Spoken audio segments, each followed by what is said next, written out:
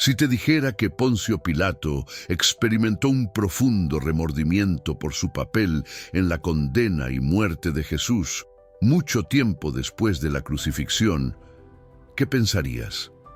¿Alguna vez has escuchado hablar de un documento sorprendente en el que Pilato se dirige directamente al emperador Tiberio, relatando su experiencia con Jesús?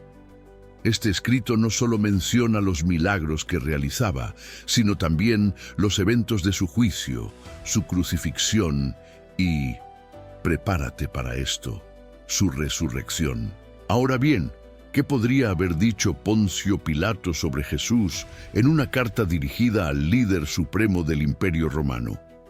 ¿Cómo describió los acontecimientos que marcaron la historia de la humanidad y que todavía resuenan hasta nuestros días?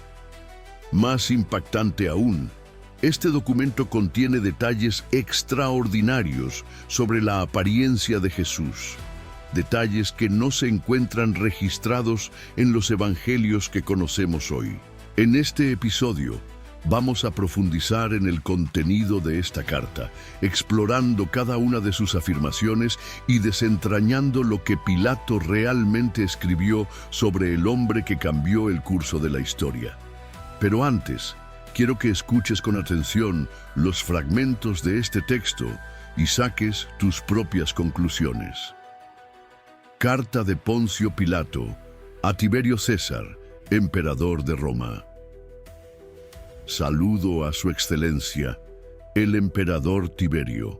En estos tiempos ha surgido un hombre de virtud excepcional, un tal Jesús de Nazaret, quien todavía camina entre nosotros.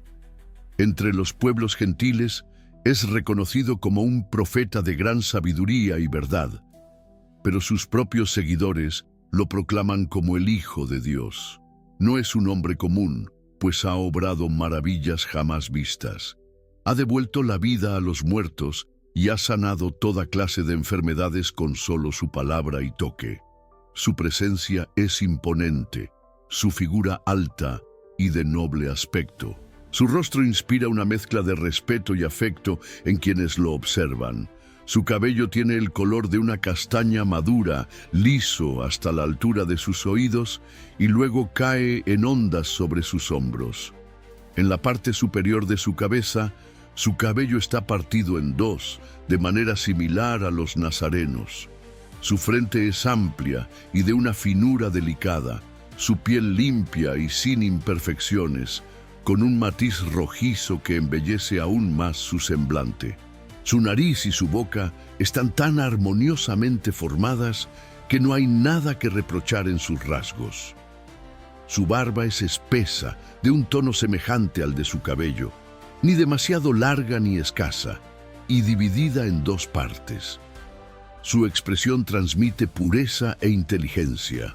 Sus ojos son de un tono gris luminoso, claros y llenos de una intensidad que impone autoridad cuando reprende, pero que también transmite profunda compasión. Es un hombre que, a pesar de su gran sabiduría y poder, rara vez ha sido visto reír, aunque muchos han sido testigos de sus lágrimas en momentos de profundo sentimiento. En cuanto a su físico, su cuerpo es proporcionado de manera excepcional. Sus manos y brazos son dignos de admiración, y su porte es digno de un hombre de gran nobleza. Cuando habla, su voz es serena, medida y llena de sabiduría, nunca elevando el tono de manera innecesaria. Su conversación es amable, pero siempre cargada de significado y seriedad. No es un hombre que se entregue a banalidades. Sus palabras parecen siempre estar dirigidas a elevar la comprensión de quienes lo escuchan. Sin embargo, su presencia no pasó desapercibida entre las autoridades religiosas de Judea. Movidos por la envidia y el temor, los sumos sacerdotes y líderes del templo, preocupados por la influencia que ejercía sobre la gente, decidieron buscar su muerte. Para lograrlo, se presentaron ante mí con un informante que lo traicionó y con gran violencia lo arrastraron hasta mi presencia. Cuando lo interrogué sobre las acusaciones que se levantaban en su contra, respondió con una calma impresionante. sin rastro de miedo o nerviosismo, aunque en ciertos momentos su voz reflejaba una elocuencia tan profunda que parecía superar la de cualquier hombre común. Cuando le pregunté acerca de su religión y creencias, ante mi pregunta sobre su verdadera identidad, él respondió con solemnidad: «Oh César, yo soy un rey, pero mi reino no es de este mundo». Su voz no reflejaba temor ni duda, sino una seguridad inquebrantable, como si sus palabras tuvieran un peso más allá de la comprensión humana. Intrigado por su respuesta, decidí indagar más y le pregunté directamente: «¿Eres entonces un dios?». A lo que él, sin titubear, afirmó: «Tú lo has dicho, pues yo soy la verdad y la vida. Soy el buen pastor, la puerta a la salvación». Mientras estas declaraciones resonaban en mi mente, el clamor del pueblo judío se hizo ensordecedor. Las autoridades religiosas y la multitud, cegadas por su ira y hostilidad, exigían su condena, gritando sin descanso que su ejecución era necesaria. La tensión era insostenible y para evitar un levantamiento que pusiera en riesgo el orden en la provincia, finalmente cedí a su demanda. Ordené que Jesús fuera crucificado conforme a sus propias leyes. Pero lo que ocurrió en la hora de su muerte fue algo que ningún hombre, ni el más escéptico, puede explicar con lógica. Al momento de su crucifixión, la luz del sol se apagó y una profunda oscuridad cubrió toda la tierra. El cielo, que minutos antes era claro, se tornó sombrío como si la naturaleza misma llorara la muerte de aquel hombre. Al mediodía, la luna se tiñó de un rojo espeso, semejante a la sangre, y las estrellas, en un acto fuera de lo común, brillaban en el firmamento en medio de la penumbra. El aire se volvió denso y pesado, como si una presencia indescriptible se hubiese apoderado del mundo. Los temblores sacudieron la tierra con furia y ante los ojos atónitos de muchos, los sepulcros se abrieron y los muertos que yacían en sus tumbas desde hacía mucho tiempo salieron de ellas y se mostraron a la gente. Hombres y mujeres aterrorizados corrieron por las calles, gritando que los antiguos fallecidos habían regresado. Algunos de mis propios soldados, que siempre han sido escépticos ante relatos de dioses y milagros, quedaron petrificados, sin poder dar explicación a lo que veían. Aquel día, mi mente quedó profundamente perturbada. Algo dentro de mí me decía que había cometido un acto del que jamás podría desprenderme. La sensación de culpa pesaba sobre mis hombros como una carga insoportable. No pude soportarlo más y con manos temblorosas busqué un recipiente con agua y lavé mis manos frente a la multitud, declarando: «Soy inocente de la sangre de este hombre justo, pues nunca antes ha existido alguien como él». Pero en mi interior sabía que el agua no podía limpiar lo que había ocurrido. Ahora, al leer este informe y reflexionar sobre cada palabra, hay algo que resulta innegable. Pilato no solo registró los eventos que ocurrieron, sino que se tomó un cuidado minucioso en describir a Jesús con gran precisión. ¿Por qué razón? La respuesta es simple.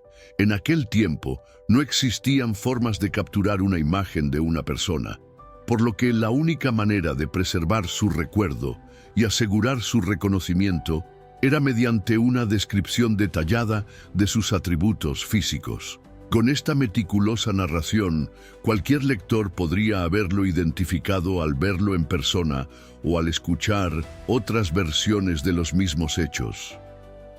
La carta continúa con una confesión aún más reveladora. Los acontecimientos recientes en Judea han sido tan extraordinarios que considero necesario relatar con precisión lo ocurrido, pues no me sorprendería que, con el paso del tiempo, estos sucesos lleguen a transformar el destino de toda nuestra civilización. Parece, incluso, que los dioses han dejado de ser benévolos con nosotros. Me veo obligado a admitir que, En más de una ocasión he sentido que una sombra de fatalidad pesa sobre mí desde que asumí el cargo de gobernador de esta tierra. A menudo me he encontrado maldiciendo el día en que sucedí a Valerio Grato en el gobierno de Judea. Entre todas las ciudades conquistadas por Roma, Jerusalén es, sin duda, la más difícil de controlar. Es un lugar donde el fervor religioso y la convicción de su pueblo son más fuertes que cualquier ejército que haya comandado. Sus habitantes no temen al castigo ni a la muerte si creen que están defendiendo su fe. Gobernar aquí no es solo una cuestión de leyes y fuerza militar, sino de lidiar con una devoción que trasciende la razón humana. Y en el centro de todo esto estaba aquel hombre llamado Jesús, cuya sola presencia era capaz de sacudir los cimientos de esta tierra y dividir a su pueblo entre quienes lo adoraban y quienes lo temían. La atmósfera en Jerusalén estaba cargada de tensión. Como gobernador de Judea, vivía en un estado constante de preocupación ante la posibilidad de una insurrección. La situación era crítica y mi capacidad para contener cualquier levantamiento era limitada. Para mantener el orden en una ciudad tan conflictiva, solo contaba con un centurión y unos cuantos soldados. Una fuerza tan reducida resultaba insuficiente para controlar a una multitud que, impulsada por el fervor religioso, podía volverse incontrolable en cualquier momento. Ante esta alarmante realidad, envié una solicitud de refuerzo al prefecto de Siria, esperando obtener el respaldo militar necesario para asegurar la estabilidad en mi provincia. Su respuesta, sin embargo, no hizo más que aumentar mis preocupaciones. Me informó que apenas tenía tropas suficientes para defender su propio territorio. Esta escasez de efectivos dejaba en evidencia el gran problema que enfrentábamos como imperio. Nuestra sed inagotable de expansión nos había llevado a conquistar territorios que superaban nuestra capacidad de defensa. El imperio se extendía cada vez más, pero sin las tropas necesarias para sostenerlo. Era como construir un edificio sobre una base inestable. Esta obsesión por ampliar nuestras fronteras sin pensar en la capacidad real de gobernarlas podría, en el futuro, conducirnos a la ruina. Y aquí estaba yo, gobernando una de las provincias más difíciles, con recursos militares insuficientes y con la sensación de que en cualquier momento la situación podía escaparse de mi control. Ahora, tómate un momento para reflexionar sobre lo que esto significa. La carta de Pilato dirigida a César revela una verdad impactante. La seguridad de Jerusalén dependía de un solo centurión y su pequeño destacamento de soldados. En tiempos normales, una cohorte romana estaba compuesta por varios centenares de hombres, pero en Judea, una de las provincias más conflictivas del imperio, las fuerzas eran ridículamente escasas. La administración romana ya había experimentado dificultades con esta provincia. Mi predecesor, Valerio Grato, había manifestado en repetidas ocasiones su frustración al gobernar Jerusalén, describiéndola como una ciudad especialmente difícil de manejar. Sus habitantes eran fervorosos, intransigentes y estaban dispuestos a arriesgarlo todo por sus creencias. Gobernar esta tierra no era como gobernar cualquier otra provincia romana. Aquí, la religión y la política estaban entrelazadas de una manera que hacía que cada decisión tuviera consecuencias impredecibles. La falta de recursos militares en la región no era solo un problema logístico, sino un desafío real para mantener la autoridad romana. Sabía que cualquier altercado, por pequeño que fuera, podía escalar rápidamente y volverse incontrolable. Y este temor no era infundado. Los judíos ya habían protagonizado revueltas en el pasado, y los rumores sobre un posible levantamiento eran constantes. Esta preocupación influyó en muchas de mis decisiones como gobernador. incluyendo la forma en que manejé el juicio y la crucifixión de Jesús. Pero continuemos con la carta. Entre los innumerables rumores que circulaban en la ciudad, hubo uno que llamó especialmente mi atención. Se decía que en Galilea había aparecido un joven predicador, un hombre que proclamaba una nueva ley con una elocuencia inusual y con una autoridad que no parecía provenir de este mundo. Algunos temían que su influencia pudiera provocar disturbios y que su mensaje incitara a la rebelión contra Roma. Al enterarme de esto, me preocupé de inmediato. Después de todo, en un territorio tan inestable como este, cualquier figura carismática con la capacidad de reunir multitudes representaba una amenaza potencial. No podía permitirme ignorar su presencia, pero a medida que fui recibiendo más información sobre él, mis temores se disiparon. Jesús de Nazaret no parecía ser un enemigo del imperio. De hecho, sus palabras y su conducta indicaban lo contrario. No se mostraba hostil hacia los romanos, ni alentaba la sublevación contra la autoridad de Roma. Un día, mientras recorría la ciudad, pasé cerca del estanque de Siloé, un lugar donde habitualmente se reunía una gran cantidad de personas.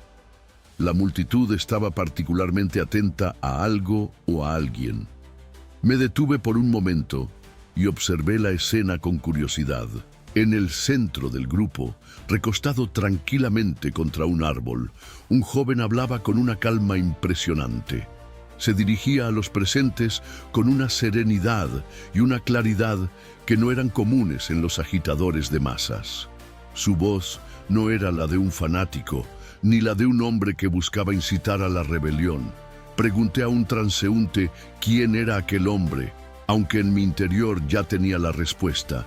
«Ese es Jesús», me respondió, y al verlo, comprendí de inmediato que no era como los demás. Su porte, su forma de expresarse, la manera en que captaba la atención de la multitud sin recurrir a gritos ni gestos exagerados, todo en él lo diferenciaba de los alborotadores y líderes religiosos que solían generar problemas en la provincia.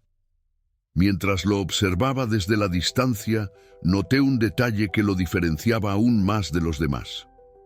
Su cabello, de un tono dorado, caía suavemente sobre sus hombros y su barba, del mismo color, le otorgaba un aire de majestuosidad casi celestial. Su piel parecía más clara en comparación con la de sus oyentes, quienes, con sus barbas oscuras y rostros curtidos por el sol, contrastaban enormemente con su serena presencia.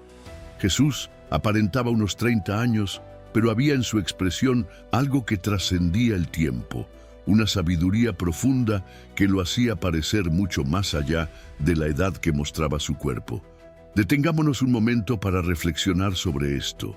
Este pasaje es particularmente intrigante porque representa una de las pocas, si no la única, descripciones detalladas de la apariencia de Jesús en documentos históricos. La mención de su cabello dorado y su barba clara es un elemento llamativo, ya que contrasta con la imagen tradicional que muchas personas tienen de él. Sin embargo, en versiones anteriores de esta misma carta, se decía que su cabello era de color castaño, lo que lleva a cuestionar la autenticidad de esta descripción. ¿Fue este detalle añadido posteriormente por escribas que copiaron el documento a lo largo de los siglos? ¿O realmente Jesús tenía una apariencia distinta a la de sus contemporáneos? Algunos creen que esta descripción fue modificada con el tiempo, mientras que otros sostienen que refleja con precisión cómo era su rostro y sus rasgos físicos. Lo cierto es que nunca lo sabremos con certeza. Lo que sí es innegable es que su presencia era imponente y su mirada transmitía una serenidad incomparable. Pero más allá de su apariencia, lo verdaderamente impactante era su mensaje. Ahora, volvamos al informe de Pilato. Sin intención de interrumpir su discurso con mi presencia, Opté por seguir mi camino, pero ordené a mi secretario que se uniera al grupo y escuchara atentamente. Su nombre era Manalo y su lealtad hacia mí era incuestionable. Provenía de una familia con una historia notable. Su abuelo había sido uno de los líderes de la conspiración que en tiempos pasados se había asentado en Atua, esperando el levantamiento de Catilina. Pero más allá de su linaje, Manalo tenía un conocimiento profundo de la región, pues era un antiguo residente de Judea y dominaba con fluidez la lengua hebrea, lo que lo convertía en la persona ideal para captar el verdadero significado de las palabras de Jesús. Más tarde, al regresar al pretorio, encontré a Manalo esperándome. Su semblante era diferente al habitual, como si lo que había escuchado lo hubiera dejado impresionado. Con solemnidad me relató lo que Jesús había dicho en Siloé.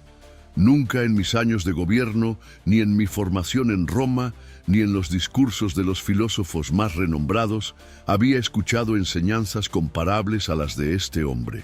Sus palabras no eran meros conceptos filosóficos, ni retórica política.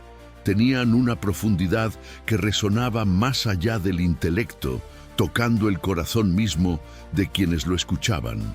Uno de los judíos rebeldes, de esos que abundaban en Jerusalén y que siempre buscaban desafiar la autoridad romana, lo puso a prueba con una pregunta capciosa: ¿es lícito pagar tributo al César?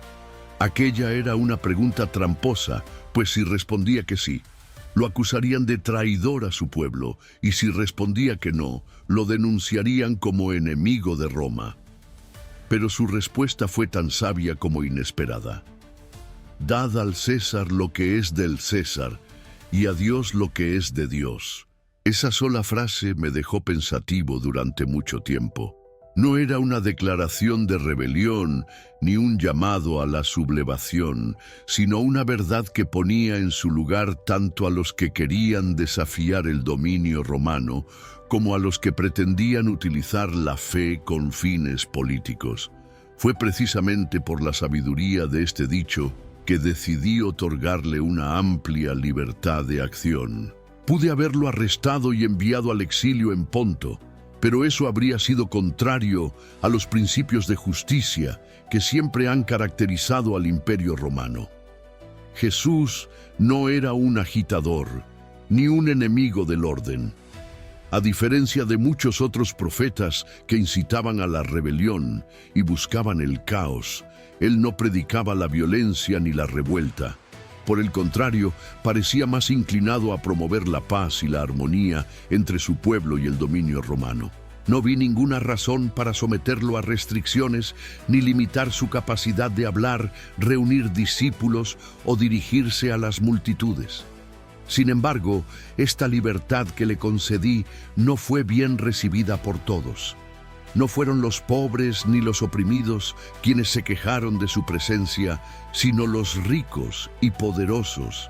Jesús era particularmente severo con ellos, exponiendo su hipocresía y su falso sentido de superioridad.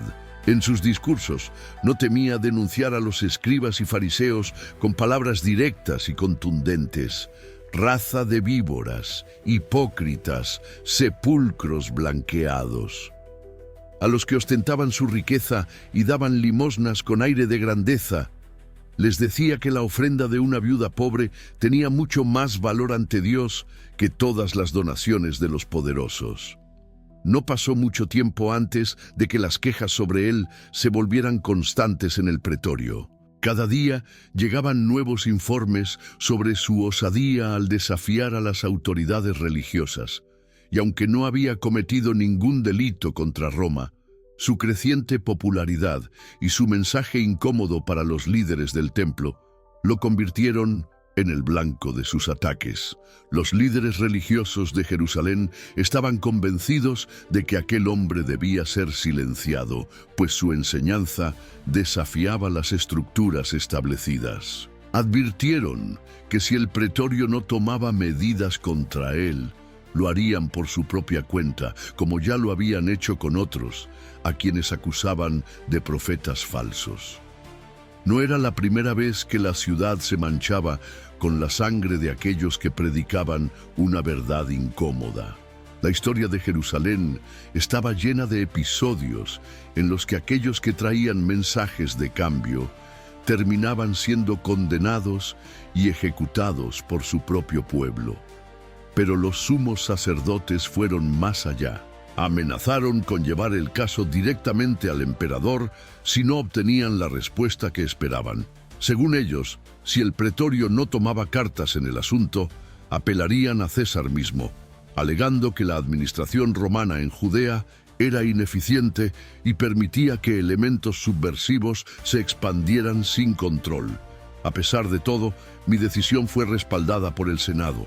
Me aseguraron que, una vez concluida la guerra contra los partos, recibiría refuerzos militares para garantizar el orden en la provincia. Pero hasta que eso sucediera, tenía que ser prudente. Mi posición no era lo suficientemente fuerte como para reprimir una revuelta sin arriesgarlo todo. Fue entonces cuando opté por una estrategia que, aunque polémica, aseguraría la estabilidad de la ciudad sin comprometer la autoridad del pretorio ni mostrar debilidad ante el Sanedrín. Queridos espectadores, espero que hayan estado siguiendo atentamente cada uno de estos detalles. Pilato había conocido a Jesús por mucho tiempo, había escuchado sobre su enseñanza y sus seguidores, pero nunca lo había considerado una amenaza para Roma. Lo dejó predicar con libertad porque, a diferencia de otros líderes religiosos o profetas autoproclamados, él no fomentaba la rebelión ni incitaba a la violencia contra el imperio, incluso con la creciente presión de los líderes judíos que exigían su arresto. Pilato no halló razón alguna para procesarlo. Sin embargo, su postura cambió en el momento en que su estabilidad como gobernador fue puesta en peligro. Cuando comprendió que un levantamiento era inminente y que carecía de los recursos militares para contenerlo, optó por ceder ante la multitud. En un intento desesperado por evitar una insurrección, entregó a Jesús, permitiendo su condena y ejecución, no porque creyera que era culpable, sino porque en ese momento sacrificarlo era lo más conveniente para la paz en Jerusalén. El dilema moral de Pilato es evidente. No tomó la decisión por convicción, sino por necesidad política. Su acto fue uno de conveniencia, no de justicia, y aunque se lavó las manos frente a la multitud en un gesto simbólico para deslindarse de la responsabilidad, la verdad es que la culpa de la sangre derramada nunca desapareció.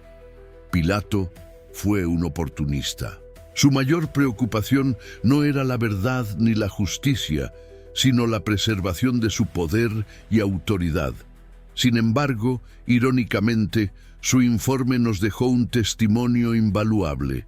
Gracias a él, tenemos una prueba escrita de la existencia de Jesús y de los eventos que llevaron a su crucifixión, más allá de la fe y la tradición. Desde un punto de vista estrictamente documental, el relato de Pilato confirma que Jesús vivió y murió en Judea bajo el dominio romano. Pero antes de cerrar este episodio, echemos un vistazo a otra pieza de evidencia arqueológica relacionada con Pilato y su papel en la historia de Jesús. Hablemos de lo que hoy conocemos como la piedra de Pilato. ¿Qué nos revela este antiguo artefacto sobre la crucifixión de Jesús? La piedra de Pilato, también conocida como la inscripción de Pilato, es una losa de piedra caliza descubierta en Cesarea Marítima, una antigua ciudad situada en la costa del Mediterráneo, en lo que hoy es Israel. Esta piedra contiene una inscripción dedicada al emperador Tiberio y menciona explícitamente a Poncio Pilato como prefecto de Judea. Este hallazgo es significativo porque proporciona una prueba física e indiscutible de la existencia de Pilato, el mismo gobernador romano que, según los evangelios y el informe histórico que hemos analizado, estuvo a cargo del juicio de Jesús. Ahora bien, Sabemos que los gobernantes romanos tenían una tendencia a engrandecerse, viéndose a sí mismos como figuras casi divinas. En la inscripción en la piedra, Pilato dedica la construcción de un edificio al Divino Augusto, una clara referencia a la tradición de divinización de los emperadores. Esto nos muestra cómo Pilato, como muchos otros líderes romanos, participaba activamente en la propaganda imperial. La inscripción fue encontrada en las ruinas de un teatro romano en Cesarea Marítima, donde la piedra fue reutilizada en una escalera siglos después. A pesar del desgaste, el nombre de Pilato se puede leer con claridad, lo que refuerza la autenticidad del hallazgo. La combinación del testimonio escrito en la carta de Pilato y la evidencia arqueológica de la piedra de Pilato nos confirma que Poncio Pilato no es solo un personaje bíblico, sino una figura histórica real. Además, ambos elementos nos proporcionan información crucial sobre los eventos que llevaron a la crucifixión de Jesús y nos ofrecen detalles sobre su vida y su aspecto físico que no se encuentran en los textos canónicos. Así que, si alguna vez hubo dudas sobre la existencia de Pilato o la veracidad de los relatos de su época, esta piedra es una prueba tangible de que todo lo que hemos discutido aquí se basa en hechos documentados. Gracias por haber acompañado este análisis detallado. Si encontraste este contenido interesante, no olvides darle like al video, suscribirte al canal y activar las notificaciones para seguir explorando más evidencias históricas fascinantes. Dios te bendiga y nos vemos en el próximo episodio.